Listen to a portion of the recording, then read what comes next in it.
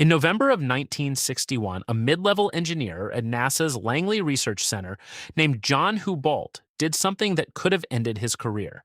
He skipped 9 layers of management and mailed a letter directly to the agency's second in command, describing himself as a lone voice crying out on a question nobody wanted to reopen.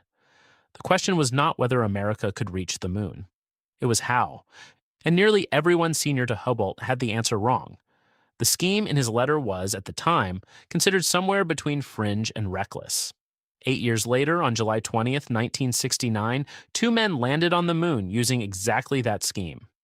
And the strange truth of the Apollo program is that the landing was won less by the giant rocket everyone remembers than by an argument about arithmetic that almost nobody does. The arithmetic problem was brutal. President Kennedy's deadline gave NASA about 8.5 years to travel 250,000 miles, and the obvious method, fly one enormous ship straight to the moon, land it tail first, and fly it home, required a booster so large it existed only on paper, a monster called Nova with roughly twice the power of what became the Saturn V. Every pound of fuel needed for the return trip would have to be lowered gently onto the lunar surface and lifted off again, which meant landing something close to a 10-story building on legs, backwards, on ground no one had ever surveyed. Senior engineers accepted this because the alternative sounded worse. Houbolt's alternative was called Lunar Orbit Rendezvous, and its logic fit on an index card. Send one stack to the moon, but split it in orbit. Leave the heavy mothership, the fuel for the ride home, the heat shield, the supplies, circling overhead, and send down only a stripped, disposable landing craft, light enough to throw away. The savings compounded so aggressively that the whole mission suddenly fit on a single Saturn V. The objection was equally simple. It required 2 spacecraft to find each other and dock 250,000 miles from home, and in 1961, nobody had ever docked 2 vehicles even in Earth orbit. Critics said a missed rendezvous at the moon meant dead astronauts and no possible rescue. The argument raged for months, and the man who settled it was the one with the most to lose. Wernher von Braun's team in Huntsville had championed a rival approach built around its own rockets, and in June 1962, at the end of an all-day review, von Braun stood up and announced that Houbolt's mode was the only one that gave the program a real chance at the deadline. His own engineers were stunned. The decision meant a smaller rocket, a stranger mission, and a bet that Rendezvous could be industrialized. It was in hindsight the single decision that made the deadline achievable, made in a conference room with no cameras present. The chosen architecture dictated a flight plan of choreographed handoffs that still reads like sleight of hand. A 3-stage rocket would burn itself away in 11.5 minutes to reach Earth orbit. The 3rd stage would then relight and throw the stack at the moon at close to 25,000 miles per hour. On the way out, the command ship would turn around, pull the lander out of its garage like a cork from a bottle, and cruise for 3 days in a slow rotisserie roll to keep the sun from cooking one side. Every step had to work in sequence, and several of them had never been attempted by anyone when the plan was frozen. If you were alive that July night in 1969, you remember where the television sat. Perhaps you watched the ghostly gray picture from a living room floor with the lights off, or through a storefront window with strangers, or on a set wheeled onto a school gymnasium stage in the middle of summer. You heard Walter Cronkite take off his glasses and rub his hands together, briefly unable to do his job. If you were a kid, someone older made you stay up, telling you that you would understand later. An estimated 600 million people, a fifth of everyone alive, watched the same fuzzy staircase at the same moment, and no broadcast before or since has gathered the species like that. The nerve center for all of it was a windowless room in Houston that has since become the most famous office space on Earth. Christopher Kraft invented the role of flight director in the Mercury days and built mission control around one radical rule. During a flight, the flight director's word overruled everyone, including the administrator of NASA and the President of the United States.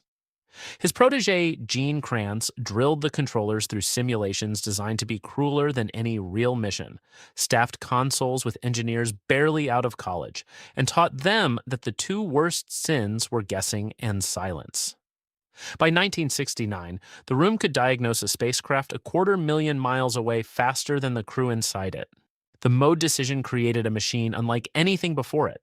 The lunar module built by Grumman on Long Island was the first true spacecraft, designed to fly only in vacuum with no need to be streamlined, and it looked it.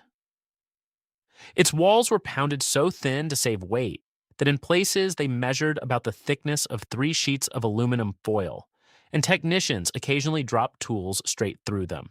Its windows shrank from panoramic curves to 2 small triangles. Its seats were deleted entirely, so the 2 pilots stood at the controls, and every shaved pound was fought over by name.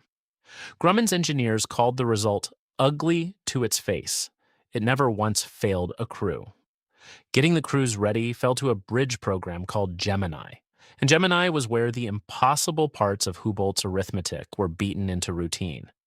10 crewed flights in 20 months between 1965 and 1966 taught Americans to walk in space, to live in orbit for 14 days, longer than any moon mission would need, and above all, to rendezvous and dock over and over, until finding another spacecraft in the void stopped being philosophy and became procedure. When Neil Armstrong's Gemini 8 tumbled end over end at 1 revolution per second after a thruster stuck open, he flew it home manually. NASA noticed him. The navigation problem went to an unlikely address. The Massachusetts Institute of Technology's Instrumentation Laboratory received the very first Apollo contract and built a computer that weighed 70 pounds, held about 76 kilobytes of memory, and ran the equivalent of a modern pocket calculator. Its programs were physically woven, copper wire threaded through or around tiny magnetic cores, 1 bit at a time, by women hired from local textile mills, whose fingers were trusted where machines were not. Engineers called the result core rope memory, and inside the lab, the software was nicknamed for the little old ladies who wove it. A programming error could not be patched, it had to be rewoven. The spacesuit came from an even less likely address. The contract for the garment that would stand between a human being and vacuum went to ILC Dover, the industrial arm of Playtex, a company then famous for girdles and bras. Its seamstresses sewed 21 layers of fabric to tolerances of 1/64 of an inch without pins because a single pinhole was a fatal defect. Hardsuit prototypes from aerospace firms lost the competition to soft latex joints sewn by hand, and the winning suit let a man kneel, climb, and fall down on another world and get back up. Every photograph from the lunar surface is, among other things, a photograph of their stitching. Behind the famous names, the program ran on a scale that reads today like a misprint. At its peak, Apollo employed an estimated 400,000 people across 20,000 companies and universities. From the corset seamstresses in Delaware to the rope weavers outside Boston to welders in Louisiana who had been building barges a decade earlier. The average American household paid for it. At the peak, the agency consumed roughly 4 cents of every federal dollar against less than half a cent today. And the program spent that money on salaries, not secrets, which is why so much of it flowed straight back into ordinary towns. By January 1967, the program was moving fast and believing its own momentum, and that is when it paid its worst price. During a routine pad test that was not even classified as hazardous, a spark in the pure oxygen atmosphere of the Apollo 1 capsule became a fire that killed Gus Grissom, Ed White, and Roger Chaffee in 17 seconds. The hatch opened inward and could not be unlatched against the pressure. The program stopped cold for 20 months, while Congress asked in public whether the entire enterprise should end. The usual story is that Apollo succeeded because America simply bought success. Unlimited money, unlimited genius, a straight line from Kennedy's speech to the flag in the dust. That story does not survive January 1967, and the men who ran the program never told it. The straight line ran through a burned capsule on Pad 34. What saved Apollo was not the budget, which had already peaked and was falling. It was the response. A redesign led by George Low that touched more than 1,000 items, a new hatch that opened outward in seconds, an end to pure oxygen on the pad, fireproof materials replacing anything that could burn, and astronaut Frank Borman telling Congress plainly that the crews knew the risks and asked to continue. The fire did not almost kill Apollo. In the judgment of the people inside it, the fire is what made the landing possible because it burned the complacency out of the program while there was still time. The gamble that reopened the road produced, almost by accident, the program's most lasting image. Apollo 8's crew became the first humans to see the whole Earth at once. And on their fourth orbit of the moon, Bill Anders grabbed a camera loaded with color film and shot the planet rising over a dead gray horizon. The photograph, known ever since as Earthrise, ran on front pages around the world and is regularly credited with helping launch the modern environmental movement. A mission sent to look at the moon, whose most important discovery turned out to be the view backward. On Christmas Eve, the crew read from Genesis to the largest broadcast audience in history to that date, and a program born as a Cold War weapon briefly became something else entirely.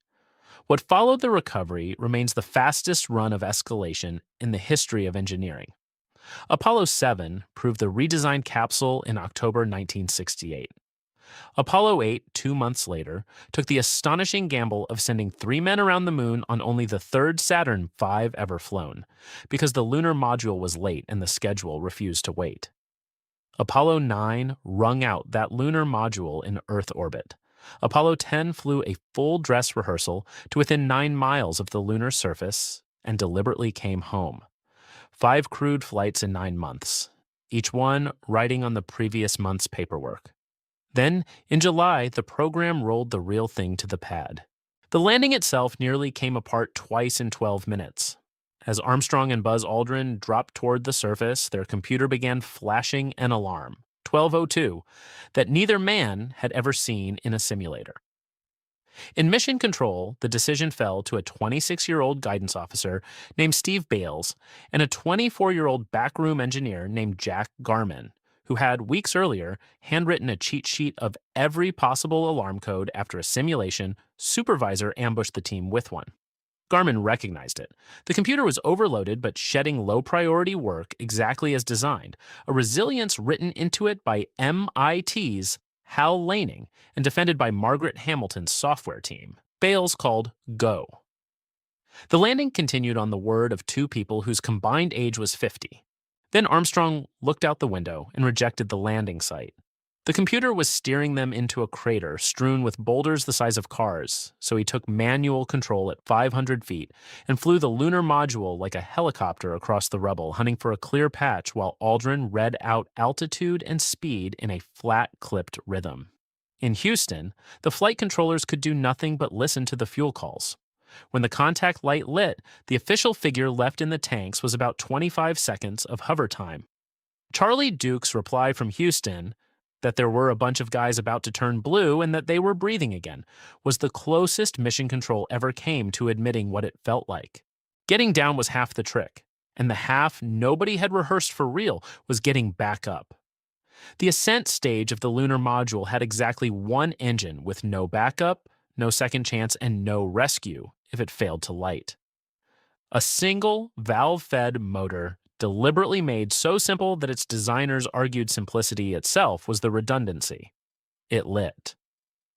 3 hours of Houbolt's rendezvous arithmetic later, the 2 spacecraft were one again, and the crew that had walked on the moon, splashed down in the Pacific, was scrubbed with disinfectant by a swimmer in a biohazard suit, and spent the next 3 weeks locked in a converted Airstream trailer and a sealed laboratory in Houston, in case they had brought home lunar germs.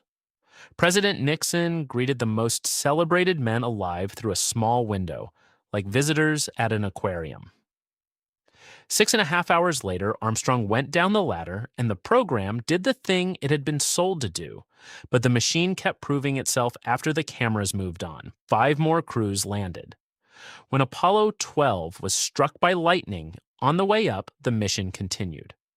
When an oxygen tank exploded halfway to the moon on Apollo 13, the lunar module, the fragile foil-walled lander, built for 2 men for 2 days, kept 3 men alive for 4, serving as a lifeboat its designers had quietly studied years earlier without ever being asked. The last 3 missions carried a folding electric car and stayed for 3 days at a time, and geologist Harrison Schmitt, the only scientist to make the trip, walked on the moon in December 1972.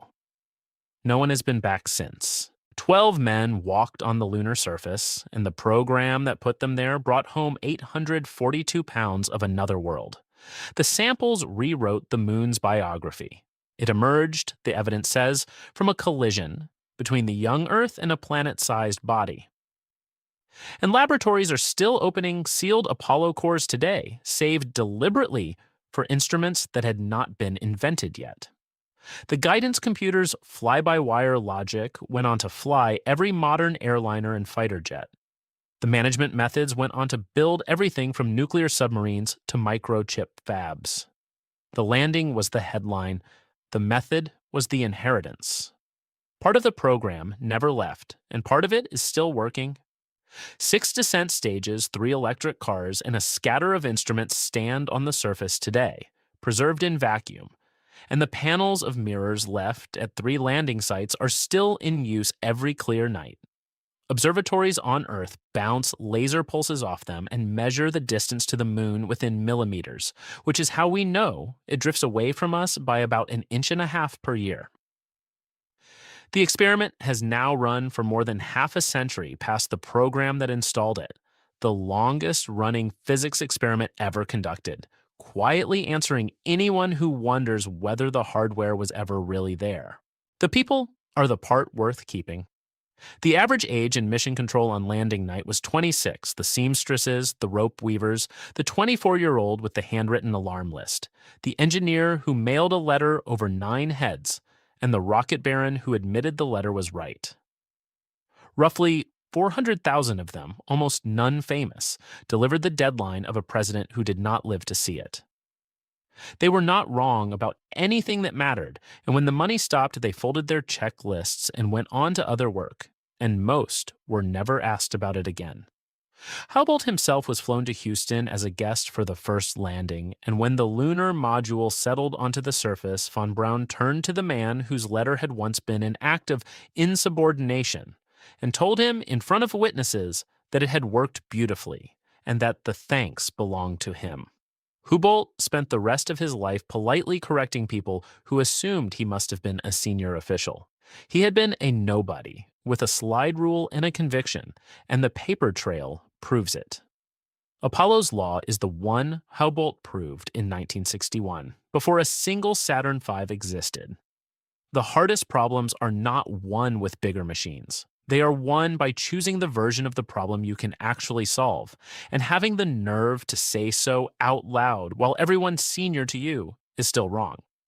If you sat on that floor in the television light in July of 1969, you have carried the picture ever since. The staircase, the shadow, the flat gray light of another world in your living room. Whole generations have grown up and grown old inside the fact that it happened once within living memory, with woven wire and hand stitching. It was not a miracle, it was arithmetic, argued honestly and built by hand, and that is the more remarkable story.